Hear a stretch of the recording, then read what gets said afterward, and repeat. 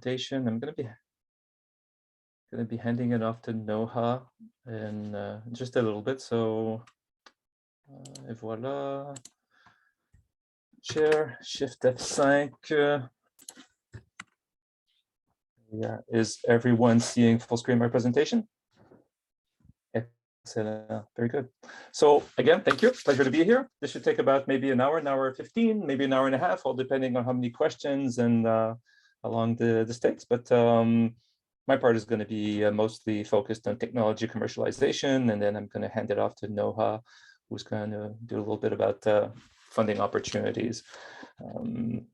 So let me right away start by saying that at some point soon, actually right off the bat in this presentation, if you guys are keen to participate, I'm gonna I've prepared a few questions on the system called Quiz. So let me provide you in the chat box with a link to the system. So if you want to play along, just click the link. It'll open up a web page. So we're going to be going back and forth between that web page and my PowerPoint presentation that you're seeing right now. And I'm seeing that some people are already logging in. Actually, if you allow me, I'll share my entire screen. So this way, you'll be able to see my administrator screen. I'm not going to be revealing any information on my administrator screen. So I guess, can someone confirm that that's what you're seeing right now? You're seeing my black and white? Merci, Noha. So the black and white administrator screen. Okay, so anybody joining in, please check the chat box and click that quiz link. Just minimize this here so that you don't see yourself. So okay, so here we are. So my part is going to be about technology commercialization, and right away, maybe just so that we get an opportunity to test the quiz system. Just start the quiz. So I guess your screen should have a question popping up anytime soon, right? And the question is about me as an inventor. What are my possibilities? What are my options? So this is, I'm not really meaning for this to be anything really consequential, but as you'll see, right, as an inventor, you can either start a company or give your IP away or license it to a company. So this was meant to be just a bit of a test. So I've got a few people answering all of the previous and start a company. Amazing. So you guys are on track. So very good. So this presentation is targeted, focused to, I guess, anyone who's looking to either commercialize their IP and or look for funding for a collaborative research project with a company outside the university.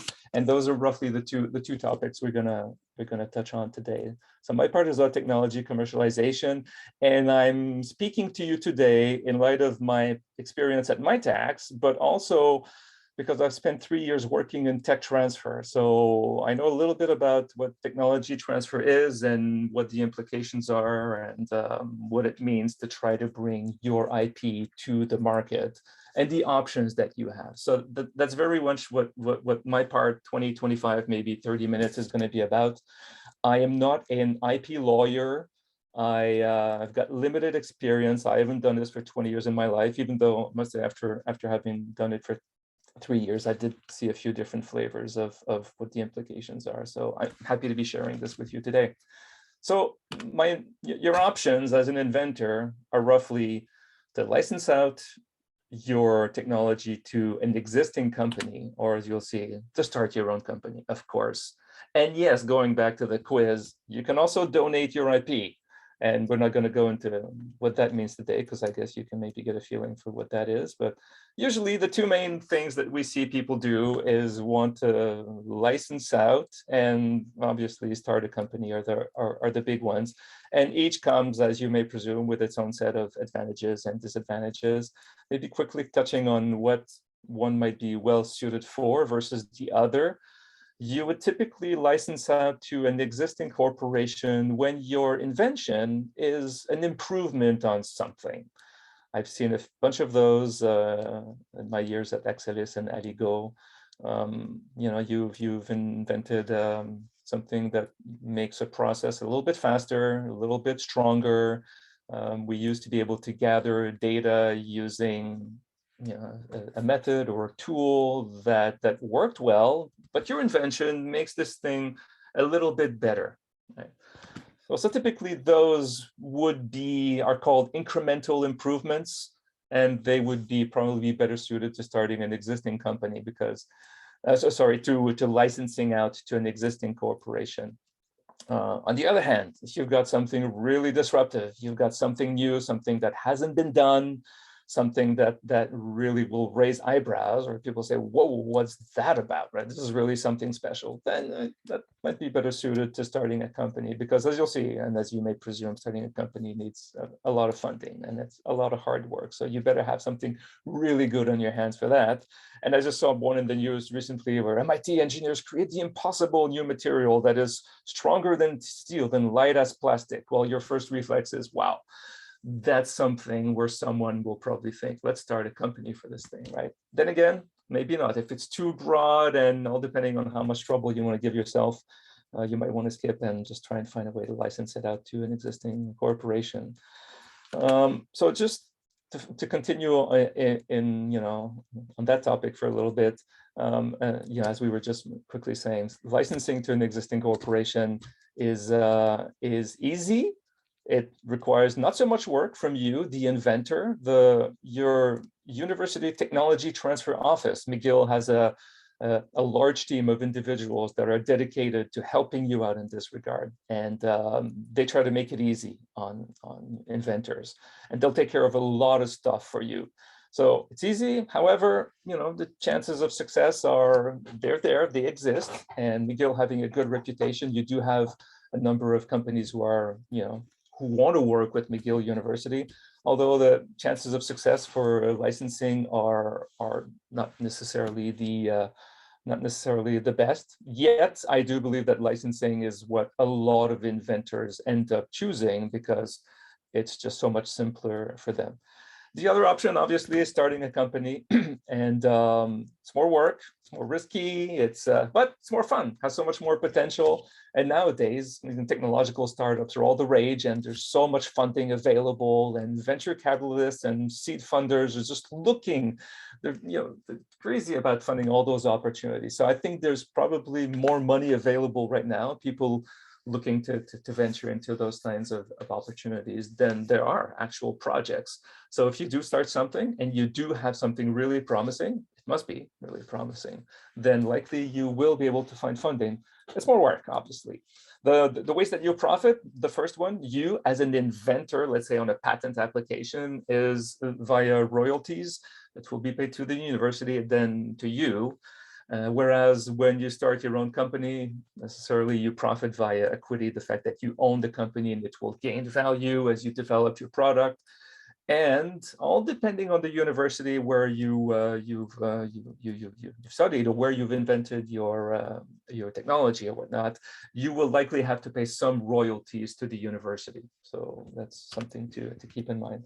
So the process for you as the inventor is pretty much the same, I'd say, in most universities from what I've seen. When you think you've got something good on your hands and you feel that this could be promising, then you need to declare or to report your invention to your university. This is a well-established process. You call your TTO, they'll give you a form to fill out, and you report your invention. You describe it to your technology transfer office. They will evaluate it, and we haven't yet made a decision as to what's going to happen next, but they'll evaluate it, and they'll try and determine if it's something really promising, try and get a sense for whether or not there's something out there that exists already, because as you soon find when you start digging through patent databases, is that a lot of stuff has been done. So surely you'll come across an invention that's very similar to yours.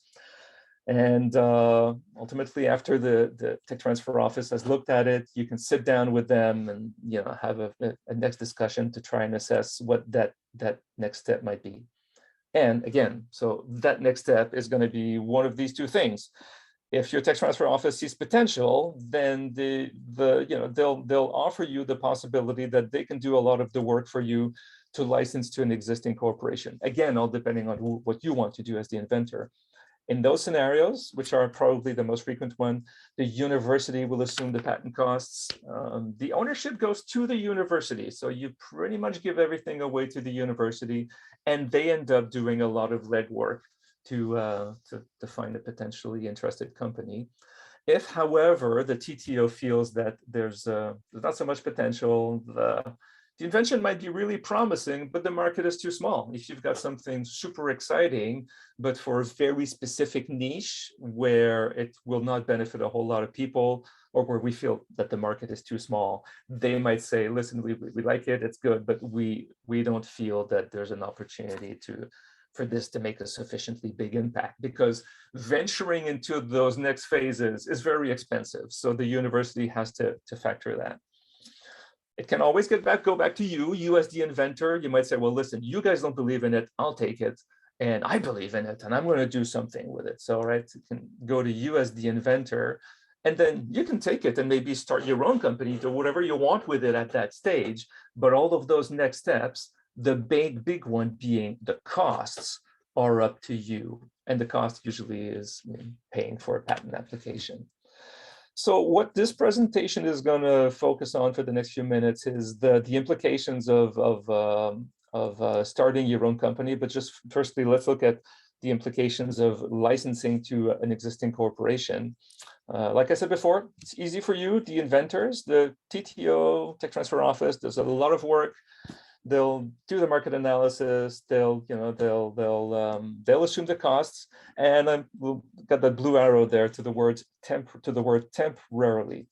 They've got limited budget, so the role of the Tech Transfer Office, and this may vary by university, and there might be other factors in there as well. But typically, the Tech Transfer Office will want to keep paying for this patent application so long as they see a potential application, a potential market, a potential for this patent and this project to gather interest from an industry partner, and ultimately to make money, because you got to make money with it, because it's very expensive to pay for those patent applications. So the TTO will go and seek a partner. They'll negotiate agreements. They'll do a lot of stuff. They, if they manage to come to an agreement with a company, they'll the company might come back to the university and get into collaborative R&D projects that might end up being funded by Mytacs or by Ncert or whatnot, or CIHR or SHRC. So those are all possibilities. And in those scenarios, as previously mentioned, the royalties will be paid by the company who's got the rights to the invention, and they'll pay royalties to the Tech Transfer Office. This usually does not happen within a short time span. It usually takes a few years for the company to absorb the technology, to understand it, to make it work. So there's usually a period of a few years where this needs to occur. And I don't have any specific numbers, but I would venture to say that royalties don't get paid back to the university before maybe 5 years or so. I don't have any hard numbers to support that statement, but it's been sort of my experience. So the next few slides are going to be about starting a company, which is the more complicated part. And we can get into questions after this presentation about licensing and what might happen. But again, the licensing to an existing corporation is pretty much is very easy for inventors. There are very few other considerations. The starting a company path is a little bit more fun, and we're looking at a few different things. Again, when you do that, the easiest way will be for you, again, to give your IP to the university. The university will assume patent costs temporarily, and they'll negotiate an agreement with the startup. So there's a bit of something you need to be careful about here with regards to conflicts of interest. You might have an identity as a researcher and an identity as a company founder, co-founder. And in many universities, this needs to, well, I'd say in all universities, it needs to be handled carefully and diligently. Some universities will make it mandatory that any business negotiations that happen with the startup company happen with people that are not McGill or professors or inventors. So if you hire a CEO and you choose to be the CTO or whatnot, the negotiations will happen with the CEO. So those negotiations happen that way. TTO will negotiate, and then obviously, as much as the university will pay for those patents for a certain amount of time, you as the startup company need to be responsible for attracting funding to your organization, for the business development, for everything else that comes with what it means to develop a technology. And at some point, the university will want you, the startup company, to assume patent costs. So that very much, the cost of patents very much starts to be a key element to the university's capacity to keep supporting you in this venture. They want you to succeed. You're the inventors, it's university technology. It's good for you, it's good for them. We'll bring funding to university. It'll be good for the university's reputation. If a spinoff, happens to be successful, they can say, it's McGill technology, and this is really great. But in many cases, these things take a lot of time. And I've seen many scenarios where as much as the profs might want, as much as they have courses and students and other projects, and they end up getting mixed up in other stuff. And then the university starts thinking, okay, where's this thing going? So that, I guess, is the main crux of those possibilities. And a few more slides about a few other questions that come up along the way to starting a company. We'll look at the inventorship right now, and that's where the quizzes thing is going to be used again. And a few words on the patent process and agreements and options and licenses. So JP, sorry, there's a question in the chat, maybe if you can, please. Yeah. So what percentage of sales and profit are the royalty payments in either direction? As in university to the inventor if going through the TTO, or the inventor to the university if they're not involved in the commercialization? The first one I can answer is from the licensee to the licensor. So whoever ends up using the technology, the company that's going to use it. If you Google it, you'll find all kinds of numbers. And honestly, this is also usually very confidential information. It's not public information, although you will find databases of comparatives, and this is a lot of literature on how to do this and how to negotiate. My experience for a lot of the technologies I've seen, and my experiences in engineering and software-based and materials-based technologies is more electronics. It might be anywhere between 1, 2, 3% to 4, 5, 6% of annual revenues. So, and again, it'll depend on what you're looking at. I'll remember one project was very complex. It was a microelectronics project, and the technology was a component inside maybe a microprocessor. And if you looked at the product, the end product might be a large microprocessing unit, but actually the invention was a part of a subcomponent of this thing. So there was the notion of product or sub-product, and which one the company was selling, and ultimately what we were ending up looking at in terms of to determine the percentage. So if the company said, okay, we sell a sub-product that uses the technology, and we sell it for, let's say, $1 round amount, then we might have said, okay, university will ask for 5% of the sales price, not of the profits, of the actual sales price of the product. Ballpark figure, right? Can go from 1.5% to maybe more or less. It's very flexible. And again, confidential information in many situations. So for looking at one chip being sold for $1, you might get, let's say $100 for rounder numbers, and you've negotiated a 1% royalty, then yes, from the $100 sale, $1 will go to the university, and the university might keep 50% of that for themselves. Again, depending on every university. So the university might say, okay, we'll keep 50% of that, and the other 50% goes to the inventors. If there are multiple inventors, they might share that. And all depending, sometimes you can make the case that I'm the main inventor, the other one is a co-inventor. So I deserve whatever, 75%. Of that 50%. So that's how that would work. With regards to if you own the technology, if the university says, or if you choose not to go through the TTO, that's a possibility as well, right? And I think McGill has has rather generous criteria. I think you can choose right off the bat to say, I'm not asking McGill for their support. I want to do the whole thing myself.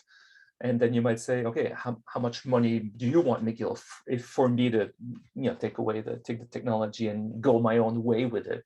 And I don't remember, unfortunately, what that number is, but my recollection is that it's fairly generous, probably more than if you end up going through the TTO. I mean, your percentage, right, will be better. You'll get more return if you do the whole work yourself than if you give it to the TTO, because rightfully so, right? They will judge and deem that they've put in a lot of work, and they will have an investment and funding, and assumed a lot of risk in working this out for you and paying for those patent applications, namely.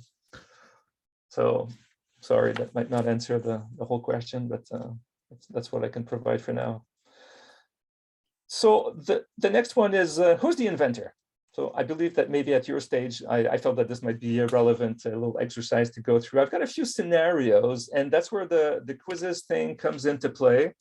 Let me just go to the next screen. I won't do page down, because if you guys feel like it, I would ask that you read this paragraph, and then I'm going to quiz you on who you feel is, let me just page down one more time, who you feel can claim inventorship for this scenario. Maybe I can speak it out loud quickly, and then you can take a few minutes to think about it. So the VP of a food company recognizes that his company needs a newly designed, or her company needs a newly designed tea bag. The VP discusses with the research director, who suggests special nanofiber tea bag, and this research director discusses the work with the research engineer, who identifies a specific nanofiber for electrospinning.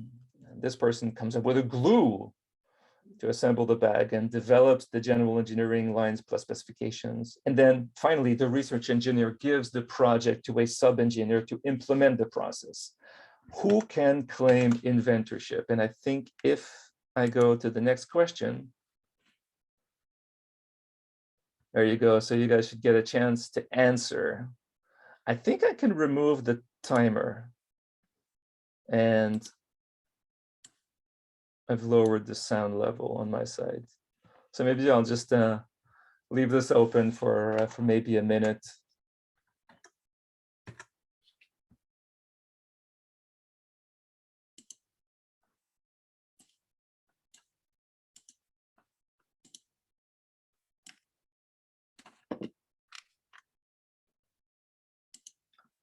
Get in here. How many people have we got? Road, Tyler, Madura, Pauline, Ioannis, Anissa, bonjour Anissa, Jean-Pierre, Teresa. Cool. All right, let's see if I can pop my admin board. Who's answered? I think we're still waiting for 3 people to answer. Maybe I'll just give it a few more seconds. So JP, while you wait, we have another question. Yeah. So Hamid is asking, why didn't you put in an option for the company?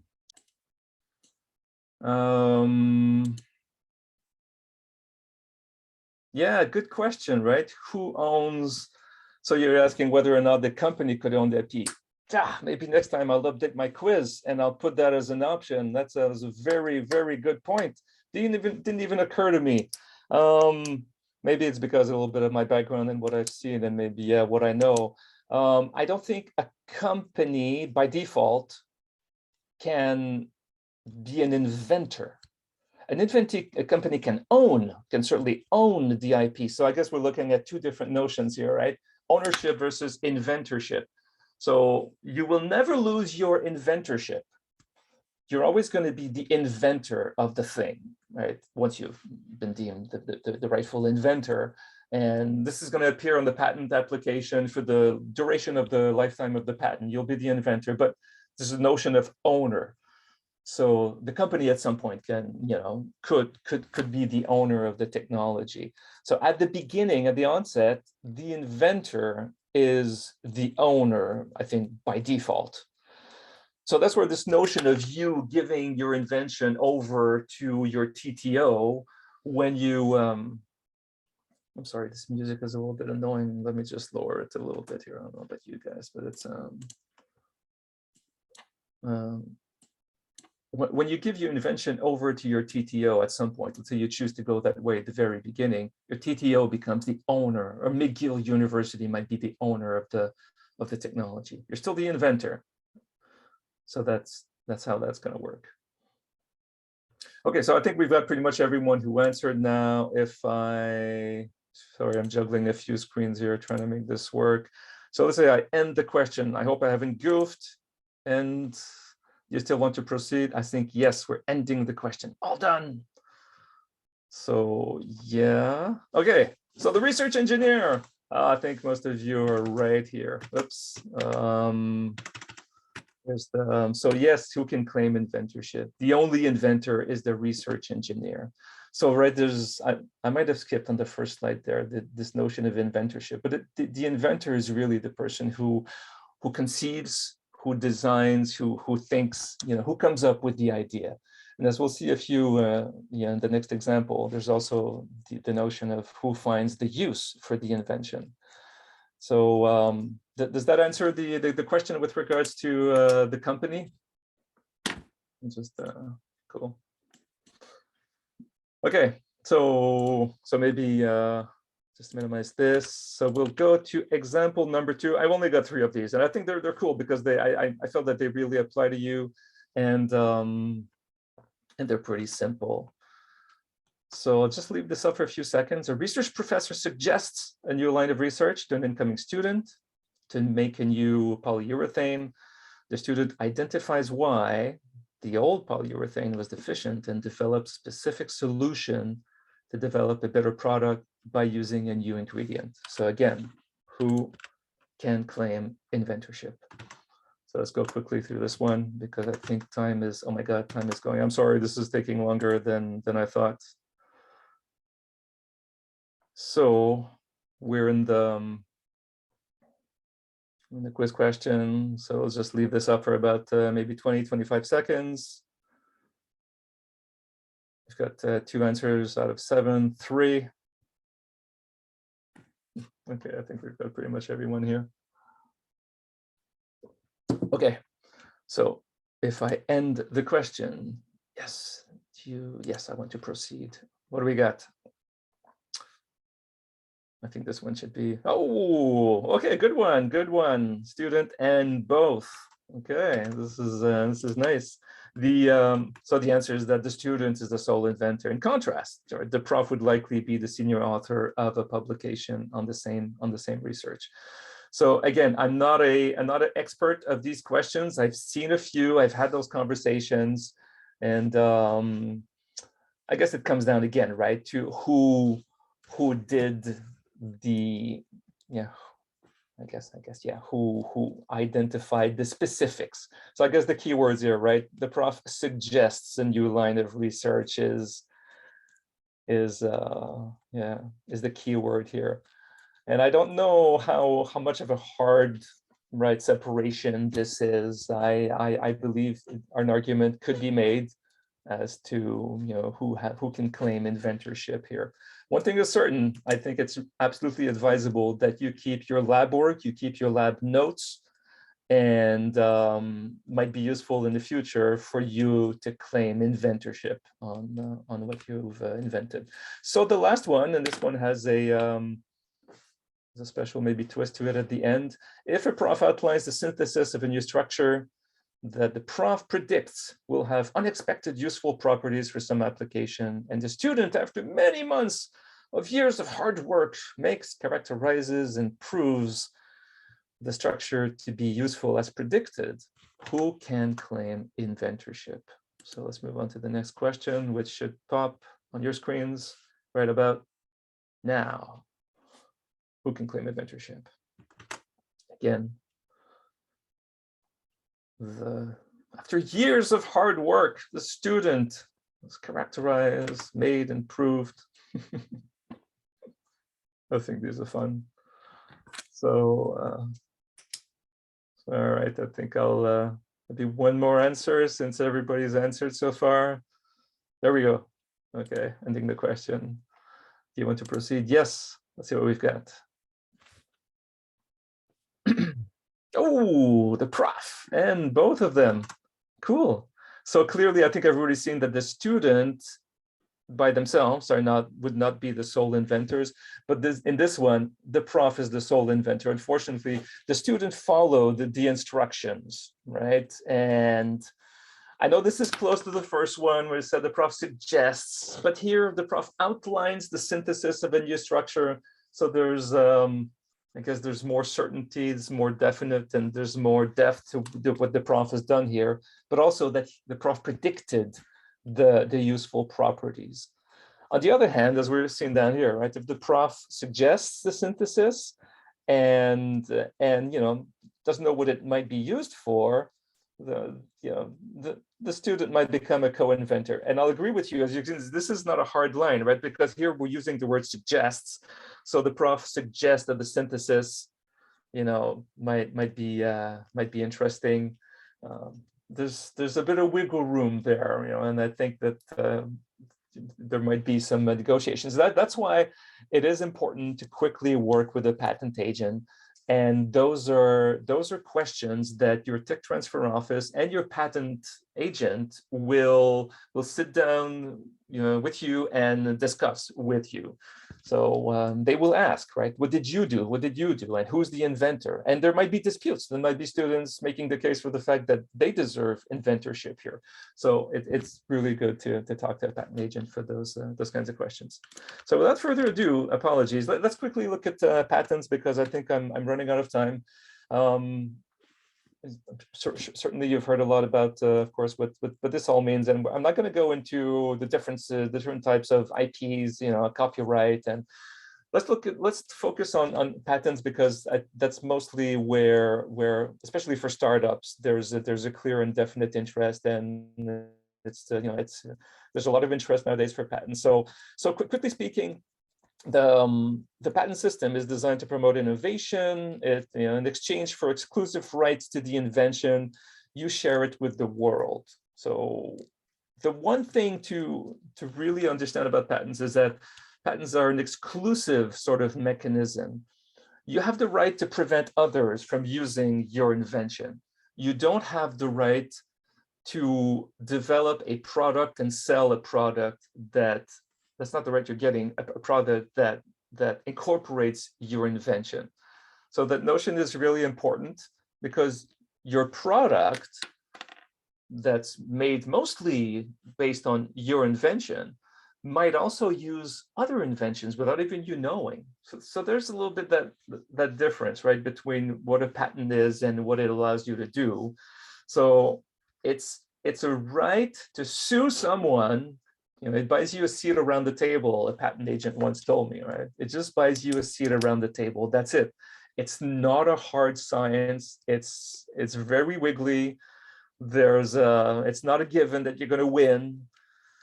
So there are a lot of nuances. And again, it might depend on what your patent actually is on. So it's really something to take into consideration. You have the right to sue someone who's using what you deem to be your thing, your invention. That's it. The other term that's popular is the FTO, the freedom to operate. So if you want to find out whether or not you do have the right to sell your product or to commercialize your invention will ultimately be in the form of a product or a process or something. So which itself will incorporate probably other aspects that you might not have considered, aspects or inventions that might belong to someone else. So let's see, we have a question in the chat here. So there's the difference, right, between the patent and the FTO. So FTO, typically you will mandate someone, a law office of some sort, a patent agent of some sort, and you'll ask them to conduct an FTO on your behalf before selling your product. So that's how that works.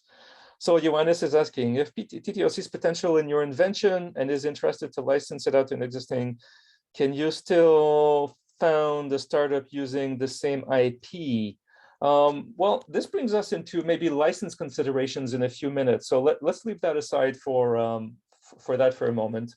And again, when you, just going back to this slide we're looking at right here, your patent application tells the world exactly how your thing works. So you really have to think about it carefully, because I'm going into the next slide here.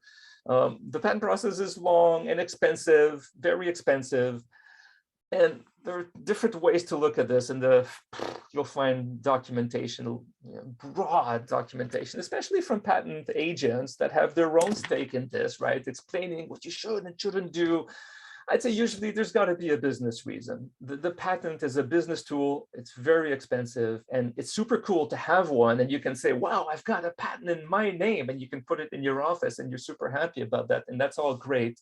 But if there's no one buying it, if there's no one using it, licensing it, creating products that are based on it, very few people who are going to want to keep supporting the patent application, because it's a system. We haven't talked about that, but it's an ongoing, it's a never-ending stream of costs for the next 20 years. It's not a one-off thing. We'll see that in a second. So the other big thing to look at is, can I detect someone who would actually be using my copies, who would be infringing on my rights? I had one recently at a university here in Montreal, and it was a nice process, and it sounded, and there was an invention in there that went beyond the process. But we were thinking, how can we ever detect that someone has used our invention in commercializing and coming up with their product? So ultimately, if you can't detect infringement, then you do have to ask yourself that very serious question: is it really worth it?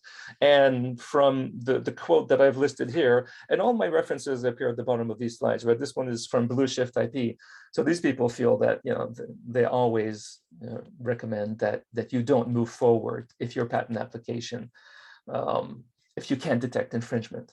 There might be other considerations, of course, as you're raising money and you're trying to make the case for your invention to be worthy of investment by venture capital. So there are those questions to take into account, of course, but it's expensive. And the last one is patents are worthless until they become invaluable. As you begin the process and you don't have any product and you're not selling much, and you've got all these patents that are very expensive, you may think, wow, this is kind of useless here. But as soon as you start selling and your products begin having success and begin being noticed on the international scene, I have had companies, young companies here in Montreal, tell me that they realized they were faced with a big, with big players that started paying attention, and they started thinking, well, you guys are developing this thing that's very close to ours. Are you infringing on our rights? So your name becomes, being out there and having patents that you feel allow you to defend your position might be very useful in the future. A lot of questions here, and there's a. You want me to read it to you, JP? I think I've seen it. In your experience, how often does a licensee generate revenue for the Inventor University versus how often they don't even cover patent costs? It's anybody will tell you that this whole patent thing is on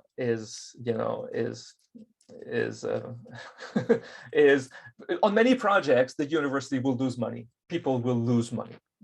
And in most cases, money will be lost. The university is not only always doing it for the future revenue and to cover costs. There's a few things that get factored in there. Of course, the hope is that you will hit a home run with this invention and putting it out there, licensing to a company, they'll make a huge success and you'll make a lot of money in the future. People will argue, and you'll often hear this, is that in the history of successful patents, there haven't been all that many that have generated huge revenues, right? There's maybe like 5, the Google algorithm being one of them. And actually, the University of Sherbrooke has got a voice compression engine that was used for 1G, 2G, 3G voice compression via cell phones. That is one that often comes back. So University of Sherbrooke is making a lot of money with those. If you're a big university like McGill with big reputation, you might get more. Smaller university like Université du Québec and Quebec, well, maybe their name is not out there. It might be harder for them to sell those inventions. So they usually don't generate enough revenue to cover costs. But again, the hope is that you'll get maybe 1 out of 10, out of 20, out of 30 that will generate revenue that will cover all the other ones. So that's the quick answer. So the last one for today is, since I do have questions and we can move along. The last question I've got is, what do you feel your invention must be to be patentable? And you've heard all of these also, I'm sure, in the future. So you get a multiple choice here. You know, this notion of novelty, of being useful, commercializable. You know, I'm not. Are you guys seeing my screen? You guys are seeing the competition? Okay. I wasn't getting any answers. People had been answering really fast in the past, so I was a bit worried. Okay, we got a bunch of answers here. I tried to put in a little bit of confusion in this one, even though I think this is a classic that I think a lot of people will know about. So to be patentable, my invention, your invention must be, okay, maybe, okay, hold on, maybe just a few more seconds here. Waiting maybe for one more person, since everybody's been participating so far. Or 5 seconds, 4, 3, 2, 1. Okay, so let's end this one, the question. So for this one, let's see what we got. Done. Novel and non-obvious, novel, useful, and commercializable. All right, number 2 was the third pick was the right one. Novel, non-obvious, and useful. Very good. Okay, so yeah, so let me just pop all 3 right now. The main thing, it's got to be novel, it's got to be the first thing. And again, all of these things, most of them, they've been done before. You look through patent databases and you will find someone that's got something that's very close to what you've invented. They did it with rubber, you did it with plastic, and it sounds really the same. Is it really different?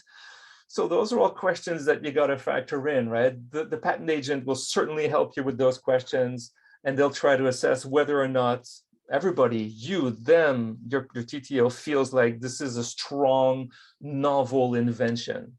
It's got to be non-obvious. So this is a notion that always comes back. Would someone skilled in the art be able to reproduce your thing? So your colleague researcher that, you know, I thought about these things, and they've probably, you know, it would be obvious for them to do what you did. So if it would be obvious for them, this is deemed, you know, not admissible. So it's got to be non-obvious for even for someone who knows about the field. And the last one is your invention needs to be useful. So yes, that is a criteria. And I found an image here from the first link I put out there, od.com, is from 15 unusual patents. And so this one is a protector for dogs' ears to prevent their ears from getting dirty when they're eating food. So yeah, there's all kinds of patents out there. So quickly wrapping up here, this is a last one on the patent timeline. This is very much something you're going to become familiar with as you get down the patent road. And the patent road is adapted to the reality of researchers. It's meant to be something that makes sense for you as a researcher and your life and what happens in your life. And also, of course, for businesses that might be adopting your technology. But the first thing that you usually do when you invent something and you think you've got something good, but you're not 100% sure, you might not have all of the results, and you're not yet confident that this thing even works or that anybody will be interested. So the very first thing that you usually do is you submit one provisional patent application. The general practice is that people submit it in the United States, and this opens up all the possibilities to you. You can also do the same in Canada, but the US provisional is the standard one. And people very much focus on the US because it's the biggest market in the world. So if you end up not being sure about the potential of your invention, well, having your patent application, you know, enforceable in the United States is usually where you'll have the biggest potential to make money with it. So you submit a provisional application, and during that time you can run a few more tests. Your TTO will run a market study. They'll try and assess whether or not they feel that someone would be interested in your invention. And then after 1 year, you have a big decision to make. You move on to that next phase. Your TTO is going to work with you and the patent agent. It's usually TTO's responsibility. They'll try and make the case with you, and they'll say, listen, we don't feel there's a huge worldwide market for this. It's, it's good. We have potential. We suggest moving forward with a full patent application only in the US. And at that time, you have an opportunity to add some maybe scientific results. Right? You made more tests. You feel more confident about the potential and how your invention works. And you have yet another opportunity to tweak your patent application and make it stronger. So that's one way you might work. The other path is if you do feel that you've got something that's really compelling and strong, then you can go down the Pct road. That's the Patent Cooperation Treaty. It's what a lot of people call the international patent application, even though there might be changes in the coming year or years. There's no such thing. The only thing that exists is the Pct. The Pct is a way to pave the road towards submitting what usually ends up being a patent application in many other countries. It's a way to gain time, which is usually the big thing that you're looking for when you start your process. So it affords you an additional 18 months or so of time to sort of figure out your strategy in the future. So during that 18 months, the Pct committee will look at it. They'll give you a report. They'll give you their first impressions as to whether or not they feel that your patent application is strong or not. And eventually you get the opportunity to move forward in different jurisdictions, US, Canada, other Europe, and so forth. So there's a lot of complexity there. It's very, very technical, but this gives you a bit of a timeline of how that works. And of course, as we could spend another hour talking about just this. And if anybody's got questions at the end, I'll be happy to go into a few more details about that. And maybe just to finalize on what is a patent. Well, typically, patent has a cover page, it's got a description section, and it's got claims. And this notion of claims is always gonna come back. The cover page is, of course, everybody's contact info, roughly a few images. The description is something that can't really change. It describes in long words what your invention is about. We have invented a thingy that does this and it works with that. And you can put a lot of information in this description. And it's a key component, but usually what people look at are the claims. What are you actually claiming? Well, as you can see, these claims are very technical and you need a patent agent for this stuff because the strength of your patent will very much depend on how well this is written and how much, if it makes sense and how it's described. So as you can see, there's a notion of independent claim and dependent claim. So in this description, claim number 1 is the foundational one. It says we've invented a connector of some sort. And then you say claim number 2, well, claim number 2 starts from claim number 1, and we further say that this thing has holes in it, and so forth, right? So these claims, they build on one another. There can be many independent claims in your application. And this is very much the part of your application that will be debated as you go through the patent process. The office will get back to you and they say, listen, you're claiming this. We feel that this thing has already been invented. However, we will give it to you that having holes in the connector is something new. So there's a lot of back and forth between you and the patent office with regards to whether or not they feel that you've got something that's inventive. So maybe moving on to the next steps. Noha, I think I'm massively exaggerating on my time here. So I think I'm gonna just quickly skip on most of this. This is about what needs to be negotiated. So as you go through the process, your office will negotiate agreements between the university and potential companies. And this is, of course, critical. You're gonna get an opportunity. Let's say you're the founder of your company, to negotiate an option to use the technology in the future. That's an option agreement. University grants you the opportunity to use the thing in the future. A license has not been negotiated yet. You're given the chance to, in goodwill, they're setting the rights aside for you, the inventor. Of course, if you're from McGill, they're going to be very generous in the conditions. It's usually free, or they might ask you to pay $50 or so. But they might set aside the rights for you for 1 year or 2 years, or they might give it for 1 year and renew the following year. Let's skip the term sheet for now. And ultimately, once they feel and you feel that you've got something strong and solid and you're just about ready to jump into some sort of commercialization mode, they'll want to negotiate a license agreement with you. So, this license will give the company the rights to use the technology, and will include a bunch of criteria. And I'm going to jump on these rather quickly. The license will outline the subject matter. What is it that's being licensed exactly? What you can do with it? The field of use. So this brings us back to another question we had, right? So the license might say, so that might not apply to you, the startup, right? It might apply to, let's say, McGill licenses to a large corporation that develops medical devices, right? They might say, well, for you, we feel that we've got a new material, like a new plastic where you can make these artificial hearts or organs. So they might say, this new plastic, we give you the rights to use this thing in the field of medical technologies, something like that, right? So that might be one way to license the technology for some companies and to license it differently for other companies.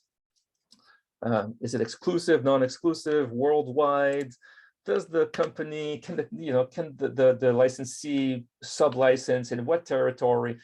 A lot of stuff in there. It's really complex. It's a super good exercise to go through one and get a sense for what all of those mean. But I absolutely encourage you to go through those terms and to read up on what's in there. And I have one link down there. It says different perspectives. So the top link from actorwin.com I thought was really good. I referred to that one on quite a few occasions. It gives you the 2 points of view of the licensor and the licensee. So you get a sense for what everybody's point of view is in negotiating these license agreements.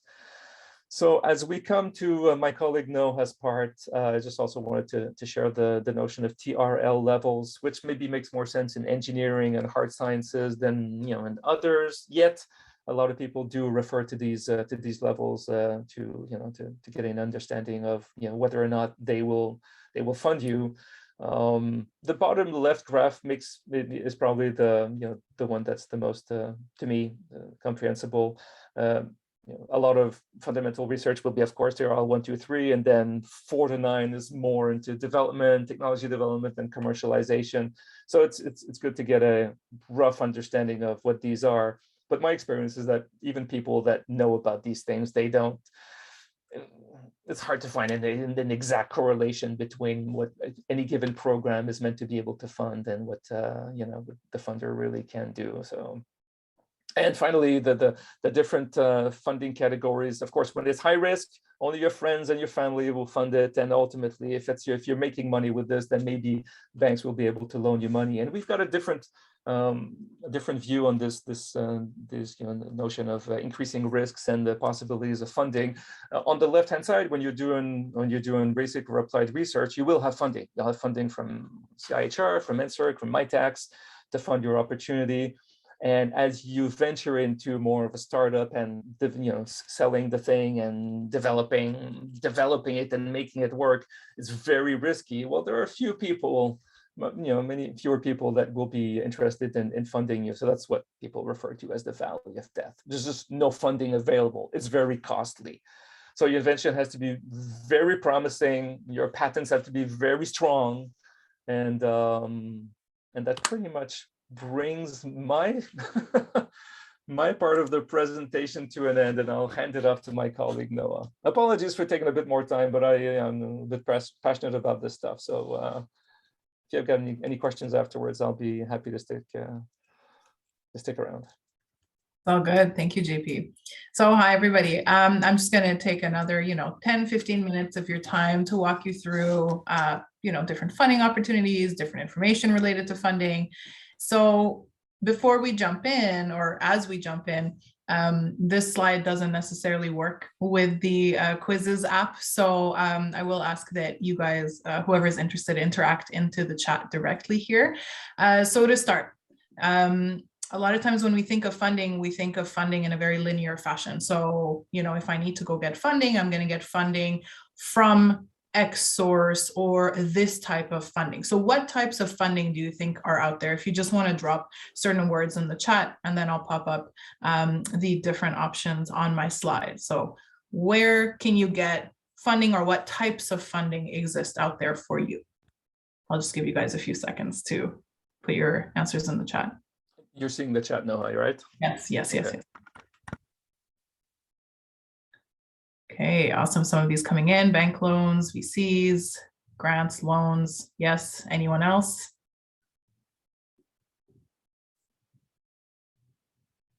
Okay, so there are 6 main types of funding that, that you can have access to. So the first one is sweat equity.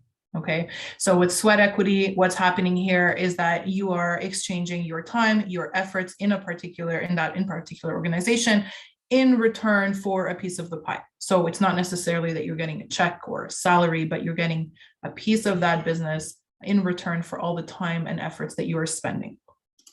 Of course, there are government programs, so grants, that's the one that we think of most often. There are tons and tons of government loans and programs available, and we'll go through some of those in the next few slides.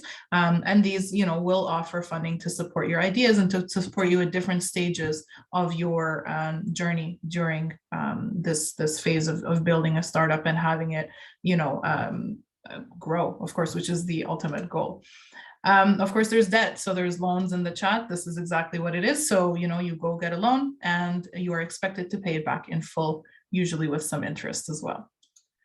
Otherwise, there's the concept of convertible debt. So this is a little bit different in the sense that, yes, you're borrowing money, but you're not expected to pay it back in cash. You're expected to pay it back in shares, or again, you're giving away a piece of the pie.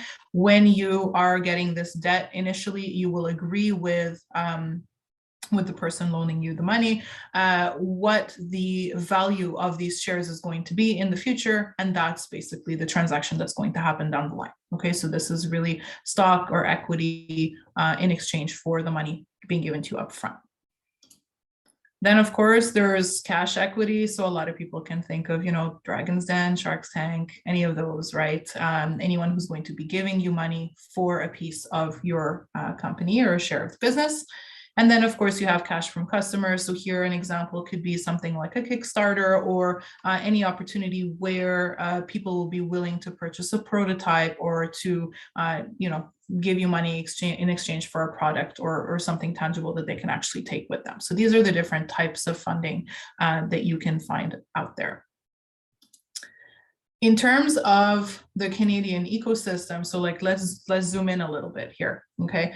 So if we're looking at Canada, you typically have 3 main, let's say, buckets where you can find funding. So one of them would be private, so non-for-profits like Mytacs or like certain consortia here in Quebec. Banks, for example, are considered private. So all of these different types of organizations, and of course there are so many more, but these are just some examples, can provide you funding for your particular ventures. There's also funding from the provincial government, so much money, right? So here in Quebec, we're looking at the MEI, we're looking at Emploi Quebec, things like MAPAC as well, which doesn't necessarily apply to neuroscience, but it is an example of a provincial funder here in Quebec. Then there's the federal government. So things like I said, things like the NRC, so the National Research Council of Canada, CIHR, of course, Ncert, SSHRC, all of those will fit under that federal government umbrella. And we're going to go into detail to provide you a little bit of examples of funding opportunities within each one of these buckets, just to begin to inspire you a little bit as to what's out there. Now, another little interactive opportunity in the chat. We talked about what kinds of funding exist, but what can you get funding for? So say you have a startup, you need funding, what would you need that money for? So what are 4 potential areas where you may need money for just to support? So I'll give you guys a few seconds in the chat.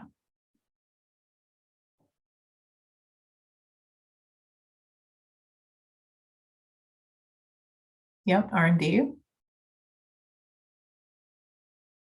What else?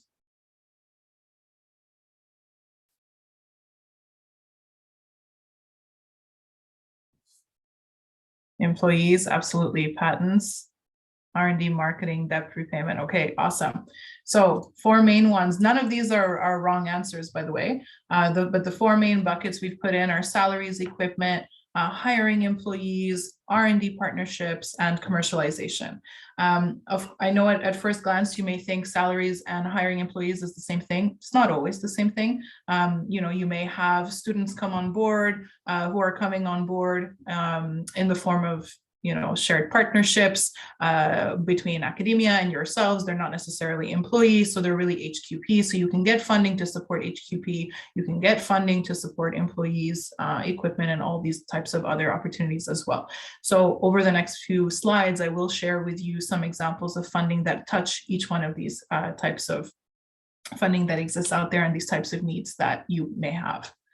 But before doing that, a little disclaimer, the funding ecosystem is massive. Okay, it's super expansive. There's so much out there. There are thousands of opportunities. What JP and I can share with you is just, the tip of the iceberg, as much of a cliche as that may sound, but it's true. We know a handful of opportunities. We will try to share with you as much of a variety as possible, but the onus is really on you to go out there and do your due diligence, do your research, leverage your network, right? You can leverage myself, leverage JP, leverage McGill. You have the Innovation and Partnerships Office. You have HBHL, you have accelerators, incubators, etc. There's so much out there for you to explore. So I would really suggest that you go out there and try to figure out what's best for you, but also get inspired by what it is we're going to be presenting to you shortly. So 3 slides giving you a little bit of detail as to what exists. Now, again, this is not comprehensive by any means. There is no particular reason why I'm sharing these specific examples with you. These are just some of the more common things that are used. It doesn't mean that anything else out there that's not on these slides is not useful or achievable or anything like that. They're just some examples to inspire you. Okay, so if we start with the federal government, a few options for you to keep in mind that may be of interest, and these are not in any specific order. So one of them is the Can Export for Innovators. So this is, these are funds that are available to companies who have prototypes that are TRL 4 or above, who are looking for support for IP commercialization certification, and there's up to $75,000 that you can apply for per fund under this opportunity. There's also the CIP, so the Canadian International Innovation Program. You can probably tell by the name what it is, but essentially these are funds to support R&D partnerships abroad. And you can actually get up to $600,000 through this program, which is a lot of money. The NRC, so the National Research Council of Canada, IRAC, they have a lot of different funding opportunities. 2 of them to highlight here. There are funds to hire young graduates. Okay, so fresh grads who are going to come on board and work with you on your startup. There are also funds to support tech innovation that you may want to explore. And then, of course, we have the Tri-Council. So CIHR, Ncert, SURC, in particular, Ncert has 2 different types of partnership grants that may be of interest to you. There's the Alliance Fund, which essentially funds partnerships that are focused on university and company or external partner interactions. And so there you can get funding anywhere from $20,000 up to $1 million per year. And then you have the ARD, which is pretty much the equivalent, but instead of the universities, you're looking at college interactions and interacting with college students as well. And here you can get up to $150,000 per year. And for this NSERC opportunity, of course, the company is expected to put in part of the funds that will be matched by NSERC, but it's definitely something to look into if that is of interest. On the provincial government side, so here in Quebec, again, tons of options. One of Quebec's major priorities is to boost the startup and SME world, right? So this is super, super high priority for them. And so there are a lot of really cool options out there for you. So a couple to highlight. So the MAE has a lot of different opportunities. They have funds to support innovation projects in AI. And just to mention, I don't know, Sarah, if we can share the slides after, but we had basically put all the links here so that you guys could access them directly. So I'm not going into too much detail as to what each one of these is, because the links are there for you to explore further, but it's just giving you the broad strokes. Yeah, absolutely. We can share the slides afterwards. Awesome. Okay, cool. So, there's a $50,000 fund available for innovation projects in AI. There are funds to support training initiatives in AI. So not necessarily, something that's a little bit separate. And we are looking still at the AI space in terms of this particular opportunity. But instead of looking at the innovation projects perspective, they're looking at training opportunities. There are funds to support startups with business or coaching needs. Okay, so this has nothing to do with particular sectors. It's a bit more open. And here there's up to $60,000 on the table for that type of opportunity. And then, of course, there are funds to support different types of innovation needs, partnerships, IP needs, and that goes up to $350,000. So again, lots of funding. Some of it is sector specific, some of it is not. Where you have sector specific opportunities, it's because those are priority sectors for Quebec. Right? It doesn't mean anything other than that. So if your startup or your invention happens to fall in a priority sector, you may find a little bit more funding. If not, it doesn't mean anything. There are other opportunities for you as well. Emploi Quebec also has a lot of opportunities, one of which are funds to support wage subsidies for immigrants. So this one's really cool as well. You can explore that one. There isn't a specific dollar amount tied to it. I believe it's something like supporting wage subsidies up to 52 weeks of a particular job. So take a look at that one if that's of interest. And then otherwise, other funding opportunities, these are opportunities that are you may know of. Okay, they're more directly linked to your ecosystem. So let's talk about McGill. At McGill, there's the McGill Innovation Fund. So this is a really, really cool fund that's run by the Innovation and Partnerships Office. Basically, you have up to $100,000 of funding that's available. The funds within the MIF or the MIF are broken down by where you're at in your journey. So whether it's exploring your technology or creating that spin-off, I think you have $25,000, $75,000, and $100,000 opportunities. So worth exploring for sure. Within HBHL, I don't know, I don't know if I have to go into it in so much detail, but just for you to remember that there's the neuro-commercialization grant. So you have up to $200,000 for 18 months. And then the Neuro Partnerships program as well. So again, up to $200,000. So you have a lot of funds readily available at your fingertips. And then, a little bit of a shameless plug, JP and I do come from Mytacs, and we do have a lot of funding that is there to support you as needed at different stages. And so three of the ones that I'll highlight are the Accelerate program. So this is our flagship program that supports collaborations between academia and external partners like companies, eligible nonprofits, municipalities, and hospitals. There's no limit of funding that you can request. These are cost sharing programs. So the money that you put in as a company, we would be matching. We have the Bsi program, so business strategy internship. This is essentially the same as Accelerate, except it's for everything that's post-research. So this might be of interest to you. This is really to support projects that look at process optimization, product optimization, commercialization. So we're really looking at that post-research stage of support required. And again, the funds are there to support HQP, so undergrads, masters, PhDs, postdocs, et cetera, who want to collaborate with you on a particular challenge related to innovation. And then we have the MEI, so the Mytacs Entrepreneur International Program. This is really for startups who are incubated in eligible incubators who want to travel abroad and explore new markets. So it's a $5,000 travel grant that you can apply for. And the really cool thing here is that most of our funding opportunities are 95% success rate. So if you apply, you're probably going to get the funds. And we're here to support you throughout that process. So if ever you had any questions about Mytacs, please don't hesitate to reach out. So apart from that, just a few other ones to share with you. So one of them is the Ncert Idea to Innovation opportunity. JP, if you want to jump in, I know you know this one pretty well. Absolutely. So this one is a, as you move into the idea, the possibility of either working with external company or your own startup company is one of the big ones that's available to researchers who want to basically develop their idea in collaboration with a partner outside academia. It's there's a lot of detail, but the various levels are made to adapt to the reality that you're going to be faced with. At first, you want to determine whether or not there's a good market for your invention. The TTO is going to do some of that work, but if they feel that a stronger assessment needs to be made, they can use the program to try and make that assessment.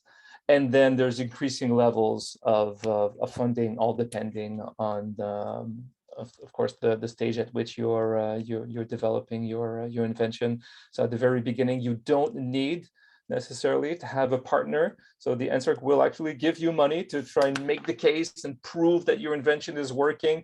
If you can make the case, that developing or pushing your technology in that direction will be sufficient to convince an external partner to jump in, then that's what that funding might be used for. So there, as you can see, there are a few stages of advancement for those steps, but roughly it's the same idea.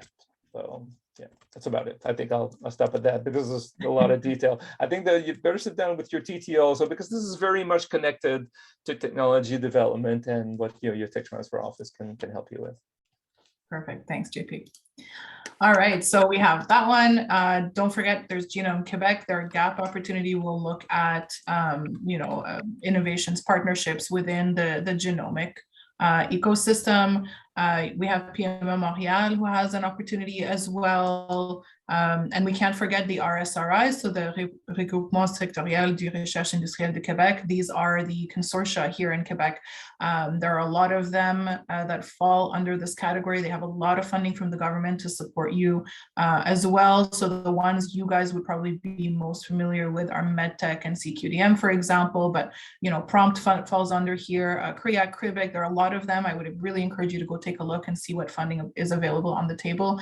And a lot of times the RSRIs can, you can submit projects directly with the RSRIs, or you can submit projects joint with the RSRIs and Ncert, or with the RSRIs and Mytacs, or RSRIs, Mytacs, and Ncert. So a lot of times there are joint opportunities that you can explore to augment your funding. It's not always the best option to do that. It really depends on the size of the project you have in mind, but there are a lot of those types of opportunities out there.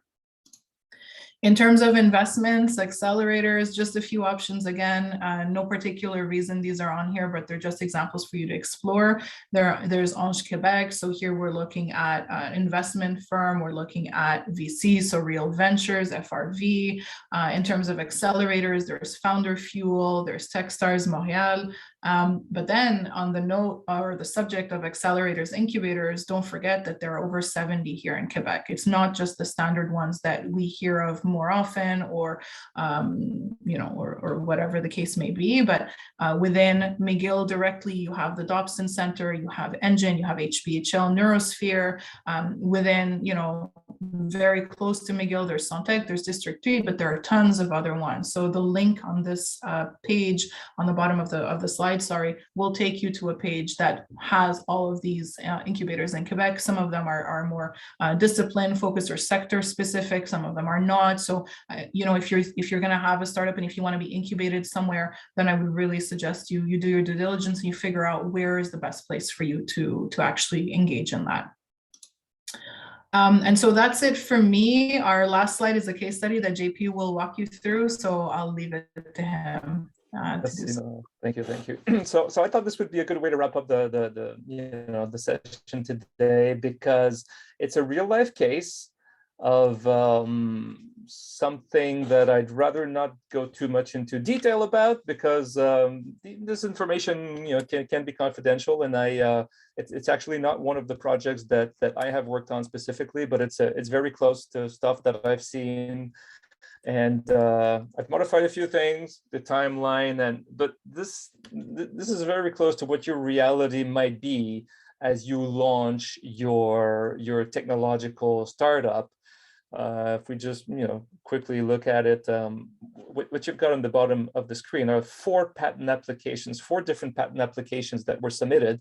And again, I thought this might give you a bit of a perspective on what that means as you move forward. So if you look at Pat 1, in 2013, 2014, that's when the first foundational invention was made, right? The inventors were super excited. They thought, wow, this is amazing. We can change the world or whatnot. And so they submitted a provisional patent application and then a US application. And a little bit later, they went the PCT route, and they figured, we have a good potential for this to be an international success. We feel strongly about the strength of this invention.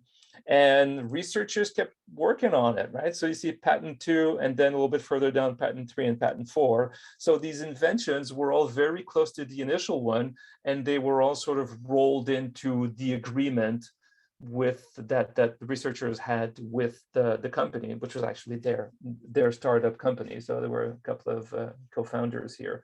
So it gives you a sense of what could happen through time. And if you pay a little bit of attention to that very first line, patent 1, it's split. Because usually you go from the DOI is the Declaration of Invention, and then the provisional was submitted, and then probably a US, and then a PCT, that's the international one. And then, so you see, if you look under 2016-17, you see the first US full national application. And I don't have all the details, but I can tell right away that what happened here is that inside that initial patent application, there were actually many inventions. So that's one way to do things as you venture down this patent route, right? You can submit one patent application that actually has a whole bunch of things in it. You can say, right, I've invented a bottle with a twist cap and, you know, a capacity to suck air out of it. And that's what our invention is about. The patent office will get back to you and they say, wow, we will grant you a patent application for the bottle, but the twist cap and that little thing, you know, to suck air out of it, those are separate inventions. And we will not give you the rights to those things in your first patent application. But if you want to keep going and, you know, submit a second patent application or a continuation or a divisional of your initial patent application, those are things that are possible, right? So that might all happen within the scope of one patent application that might have sub-inventions in it. So those are all things that you discover as you go down this route and you start being more familiar with how patents work, right? And your patent agents will probably have a few tricks up their sleeves to, you know, make you save money and then, you know, accompany you down this road. So that's what happened with this one. And so as you can see in this case, many applications, many backs and forths with the patent office, hundreds of thousands of dollars of patent costs and likely even more. So, you know, and then if we go up a little bit, we've got the agreements line that says in the purple line, they're smack down the middle of the graph on the horizontal.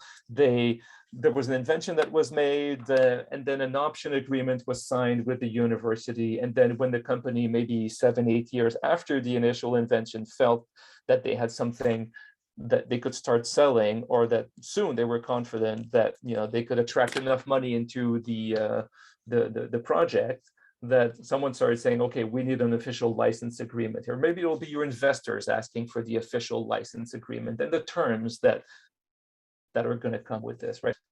So that's all part of a long negotiation that you know, is very exciting, a little bit difficult and tedious, but part of the fun. And then you see the investments, and if you go up in the graph, you know, the blue, the green line. So the various investments that were made into the project. Some are grants, some are actual investments. So the university gave a bit of money at first, and then if you move a little bit further down, another university fund. In this case, there was a pre-seed fund available at the university that was able to invest into the company. So the company, the university took a few shares, right? They took shares from the company in exchange for this investment. And then a few more programs. You can see the Ncert I2I grant there that was that went into the initiative. So, you know, the company might go into a local incubator. This was a special one. They went into an international incubator before the local incubation. But just gives you an idea of how long it can take and where the money can come from and when the company was created. So I thought this was really interesting, perhaps mostly for the patent timeline to give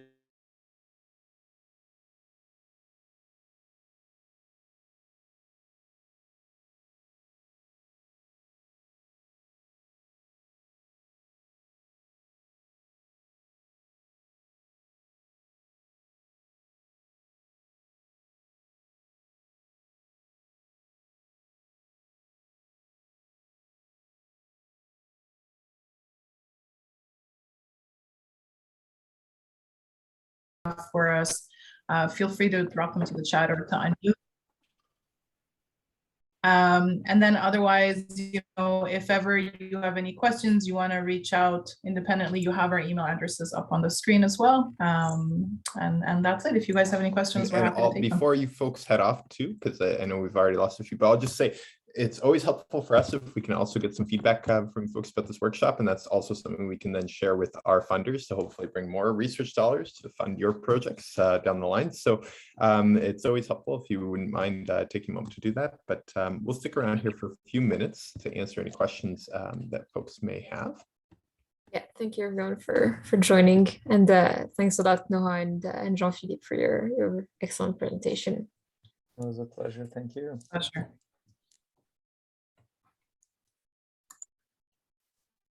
I'd be curious to know if anybody wants to share, like who is anyone attending today considering maybe starting their own company, or was this of any help in figuring things out?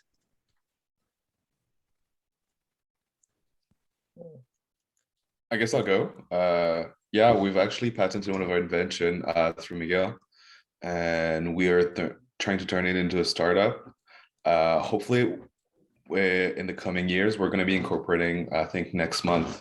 And we've got a bit of seed funding, and we're wondering how much should we try to run for as much funding as possible and try to grow as fast as possible, or should we take it a more sustainable way?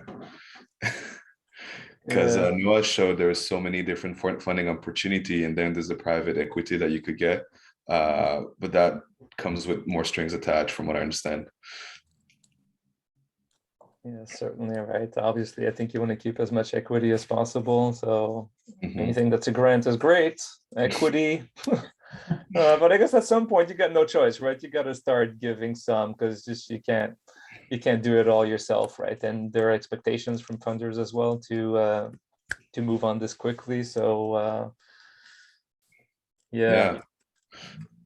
Are you planning to incubate somewhere, Jean-Pierre? We haven't incorporated, so we can stay at McGill for at least a year. But then we've been in contact with Admare and see where they want us to see if they'll be willing to house us. And else, I think District 3 seems pretty nice because they have the biotech space that we would need to continue doing the research. But then hopefully maybe through Mytacs we can fund grad students to help us do the R&D still in-house at McGill, because that's where the expertise is. And yeah, kind of stay in McGill for most of it. This would be nice instead of having to move to Concordia. Or I think Admare is like super far in the West Island or something like that. Yeah. Yeah, a little bit. It is absolutely. Yeah, I have a question for Jean-Philippe though. You said that licensing it was kind of more at more risk of failure or something. Can you elaborate why? I wouldn't necessarily say more risk of failure than if you compare it to starting your own company. I think both avenues are difficult. My experience with licensing is that you come at this as an inventor with the point of view that you've invented something really cool, right? And it's better, it's much better. My invention is an improvement over what's there. It's like a pretty substantial improvement. We do 10% better, right? Our invention makes it possible for these things to last longer. Artificial heart, right? The new plastic thing. The heart will last, 25 years instead of 20. So in my experience, that's not enough. Your invention has to be compelling. It's got to be 40 years instead of 20. It's got to be really good. And a lot of inventions, the ones that I've seen, are good, but maybe not good enough to convince a corporation to start working with you on them using the thing. Some will, many will, right? But it's just in all cases, it's difficult. It's not an easy path for companies to license university technology. So it's but in many cases for a lot of researchers, right? Of course it's the best way. It's the easiest way. It's a no-brainer for them. The TTO will take care of a lot of stuff. So I'm just basically saying it's difficult, right? The success rate is not all that high. I think a lot of TTOs around the world are they're losing money more than making money. So, but then again, it's not the only argument, right? When you do that, you'll engage with a company. They might be excited. They'll start talking with the researchers, and what might come out of this is maybe not necessarily a license opportunity, but maybe a collaborative research project with the university, and that's amazing. That's very good, right? So you get your name out there, and you get your lab out there, and you engage in conversation with companies, and that's also, I think, an important part of the work that TTOs do. So are you saying that there's like plenty of technologies that are actually useful but don't get actually implemented because companies are not willing to license it if it's just like a small increment. Exactly. If it's, Oh, unless, that's a because bummer. you got to think about it from their point of view, right? They've got a supply chain, they've got a system that works, they're selling this thing. For them to integrate the new invention, Yeah. it's a lot of work, right? It's a lot of effort. It might not fit in exactly, usually it never fits in exactly with where they are and what they're doing. So Mhm. their product, right, might be type A, and you're saying, well, if you use this material instead, and you use that, then your product will be so much better. But they'll say, wow, it's a lot of work for us to make this thing fit, within our products. So it's been my experience. That's very much what you end up being faced with when you try to convince someone. Yeah, so the issue isn't about the licensing fees or royalties they have to pay. It's more about having to integrate in their workflow and stuff like that. Yeah, that's been my experience. And then, honestly, there is a little bit of what you said there too. The university's position, and arguably, understandably, right, they want to get the most out of their invention. Mhm. And so they'll start negotiating with the company. And I think a lot of the time, that might be something that may need to be improved in my experience with the whole technology licensing ecosystem, right? Universities make the case that this is solid, it's strong, it's proven. It took us years, our lab years to develop, right? And we want to negotiate hard with a company to get a good deal for them and for us. And for many companies, this is a little bit unexpected. Their point of view is, well, your thing, it's not proven yet, right? And who knows if it's really going to work. And if we're going to start working with you on using this thing, we're going to have to put in a lot of work, right? For R&D, for development, and then of course to sell it. So the company's point of view is they're trying to get it basically for free. Their point of view is, I'm doing you a favor, the university, to use your invention, because who else is going to use it? So that's why, if it's not earth-shattering, if it's not that amazing invention that's going to make a huge difference, then there aren't too many companies that are potentially interested. Hence their position. They say, well, no, but I don't see anybody else showing interest for your invention, right? So they've got the upper hand here in that negotiation. That's fair. I'm taking lots of the floor. Is there anybody else who has questions?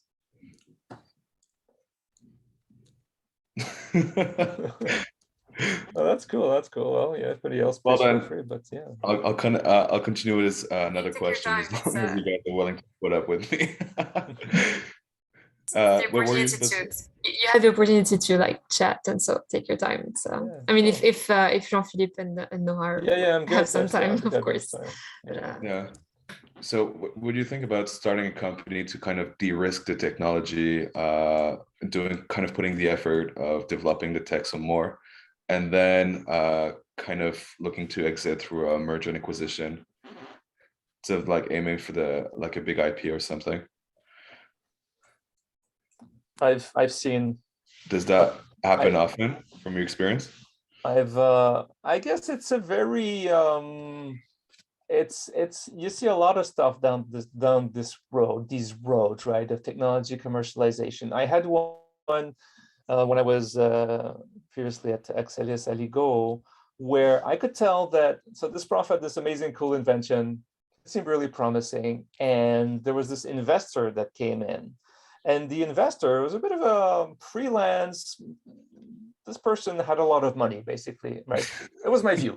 This person had a lot of money, and this person was doing it, was showing interest, both because they felt that they could, they had an opportunity, but at the same time, there was a good reason, this upper ideals reason to do it.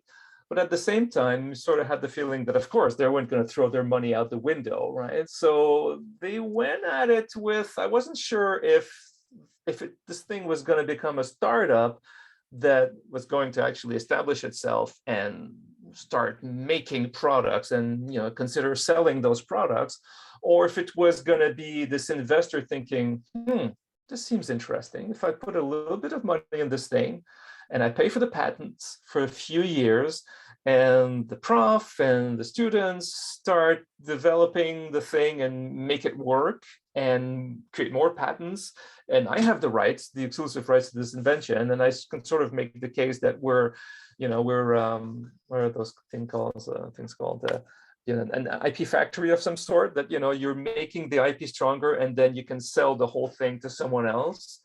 Then that became, I think, a possibility that person would have considered. So all that to say that I think there's all kinds of figures out there, but I do get the feeling that yes, a lot of people do it because they're hoping to push the thing to the point where they can just sell it to someone else. That's certainly the experience that people will share in Quebec. That's what everybody does in Canada. I also think, right? They bring it to the point where it's strong enough so that someone else can buy it. And we have all heard of a few cases in the media these past few years where those kinds of things have happened. And it's hard to prevent that from happening. I don't recall that there were any limitations on company owners that prevented them from selling their companies, thereby having the IP. Because companies will argue that they want to own the IP, right? So they'll try and buy it from the university, and then it'll be owned by the company. And then nothing prevents them from selling their company to a big US corporation that ends up owning all of the IP, which is what happened these past couple of years. So it's hard. If you put too many measures in place that prevent people from owning the IP, then people just won't, the money is not going to come, right? So, so hence the reason why there are so many now funding programs, and there's a few new ones in Quebec and the one in McGill that will invest and fund your project, and will encourage you to keep the IP here in Canada. Mm-hmm. Well, thank you guys. You're welcome. Thank you for coming. Thanks for the questions too. Merci beaucoup. It was a pleasure. I want to give the other few folks here a chance to give them a long pause of silence to see if they have any questions as well. Anissa, I believe, is our colleague here in Montreal. Exactly. Okay. Yeah. So Anissa just joined us on Monday. She's brand new, so she came to listen in. She's actually going to be working with Sontex, so she's co-funded with them. Oh. So I figured that this was a perfect kind of introduction into that world for her. Sure. Welcome. Hello. Thanks for joining us. Yeah, thank you. Well, thank you very much, both Noha and JP as well. This was excellent. I think a lot of people got a lot of good stuff, and there's already some very positive feedback coming in through the feedback form. One response so far, but we'll hopefully get a few more. But it's been very positive, anyways. So. And if you could send us the slides, so because a few people have requested them, so. Definitely. If we can share them. Yeah. I was just saving it into a PDF, so I'll send that to you right away. Thank you guys for inviting us. Thank you. It was a pleasure. Yeah. So you're going. It was fun. Thank you very much. Thanks so much. Thank you. All right. Talk to you. Take care. Bye. Bye, everyone. Have a good day. All right. Bye-bye. Bye-bye.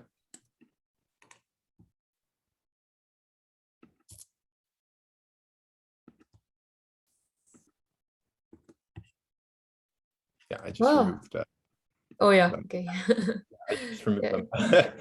She was hanging there, but not saying anything. So.